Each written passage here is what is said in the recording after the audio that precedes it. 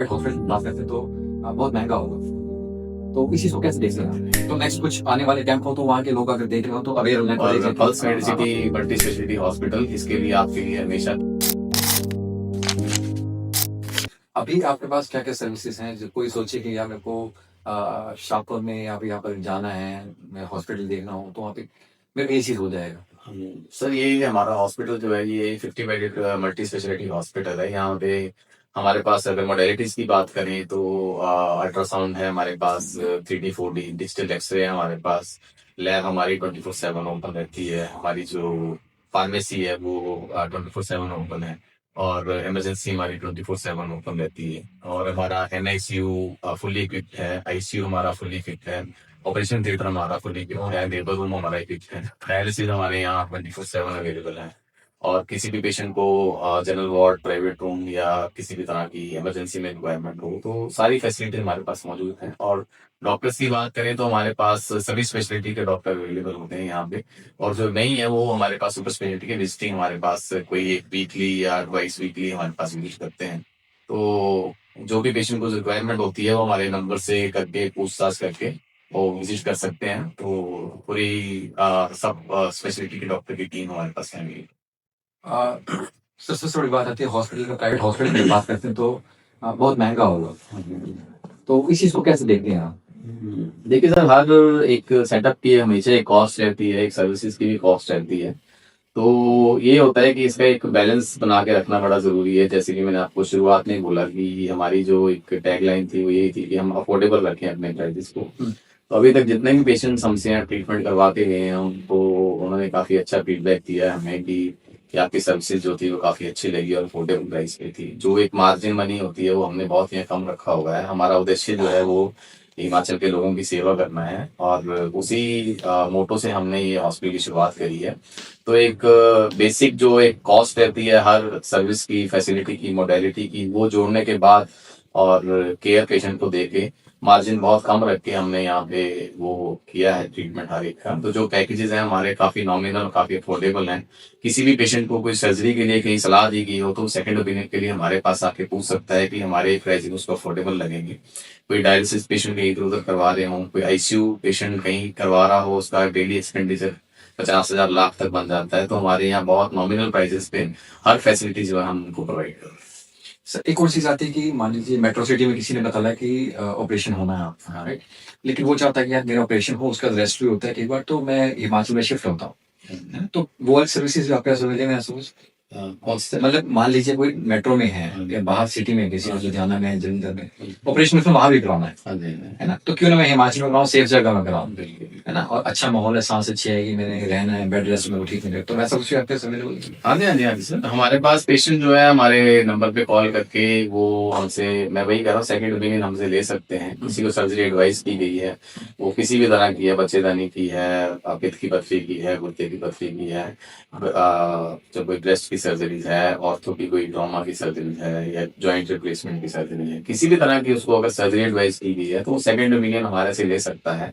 अपने जो उनके डाउट्स हैं वो हमसे क्लियर कर सकते हैं, यहाँ विजिट कर सकते हैं, हमारे यहाँ की सर्विसेज को, हमारे यहाँ सेटअप को देख सकते हैं, हमारे डॉक्टर से मिल सकते हैं।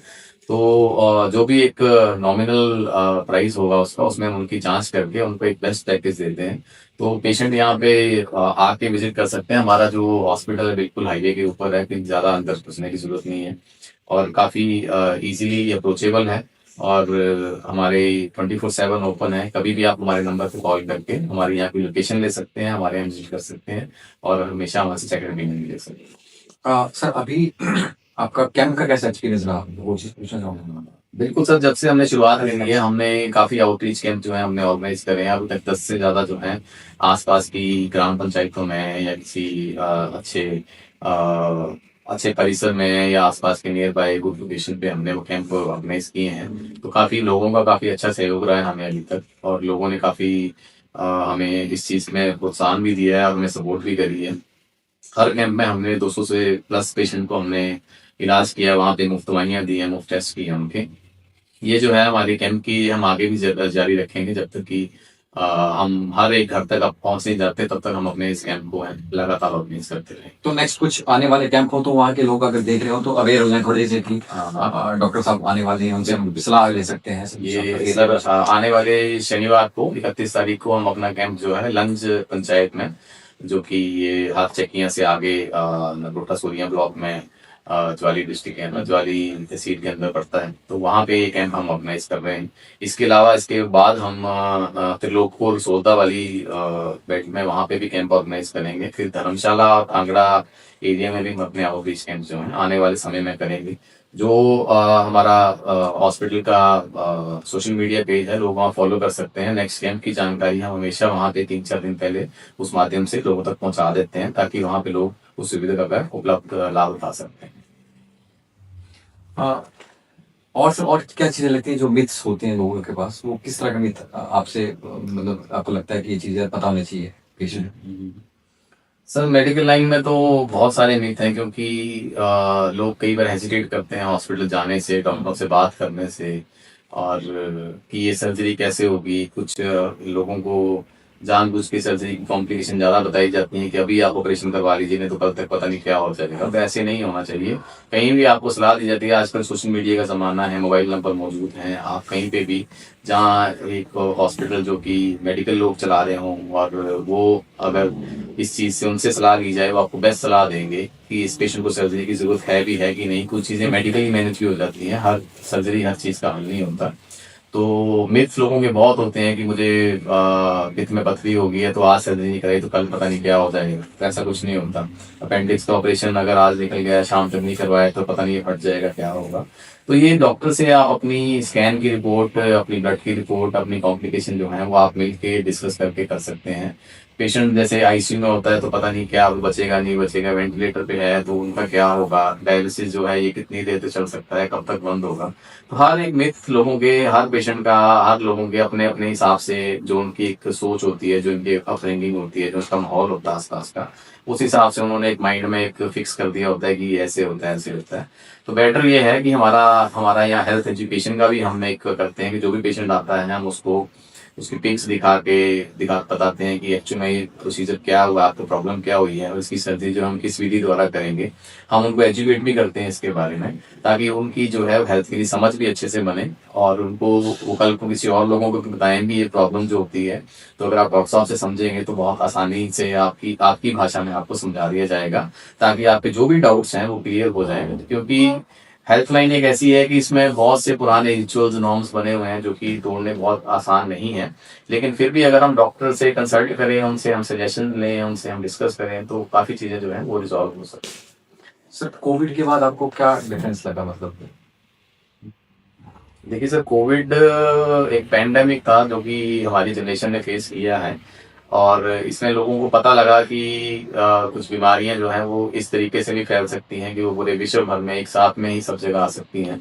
लोगों ने थोड़ी हाइजीन जो है इम्प्रूव रखी है, उसके बाद अपनी जैसे मास्क का कल्चर आ गया था, उसके बाद अपनी साफ सफाई का ध्यान रखना शुरू किया। उनको कुछ कम्युनिकेबल डिजीज का पता लगा, आईसीयू क्या होता है, वेंटिलेटर क्या होते हैं, दवाइयाँ क्या होती हैं, डॉक्टर्स का क्या क्या योगदान होता है, फीस डॉक्टर का, वो काफ़ी पता लगा है। बाकी धीरे धीरे देखिए हेल्थ में डेली कुछ ना कुछ अपग्रेडेशन होती रहती है, कुछ नई नई टेक्नोलॉजीज आती रहती है।